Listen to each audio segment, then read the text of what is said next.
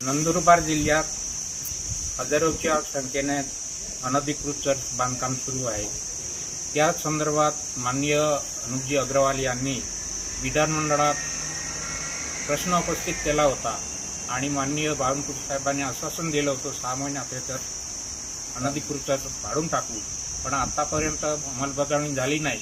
त्याच्यामुळे परत आता आम्ही जिल्हाधिकारी साहेबांना निवेदन द्यायला आलो होतो आणि आता आज निवेदन दिलं आहे। 22 तारखेपासून पुन्हा धरणे आंदोलनाला बसणार आहे आणि 28 तारखेपर्यंत जर अंमलबजावणी झाली नाही तर 29 तारखेपासून आमरण उपोषणाला मी परत बसणार आहे। नंदुरबार जिल्ह्यात नवापूर तालुक्यात 293 चर्च आहेत आणि असे एकूण जिल्ह्यात हजारोच्या संख्येने अनधिकृत चर्च उभे राहिलेले आहेत। तर त्यांचं पण धार्मिक संरक्षण झालेलं आहे।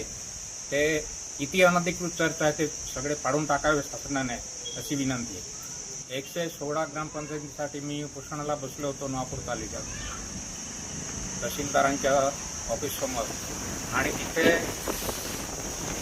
10 दिवस उपोषणाला बसलो असताना मला माहिती दिली होती 192 चर्चची आणि धार्मिक संरक्षण जेव्हा सरकारी अहवालानुसार 293 चर्च निघाले आहेत।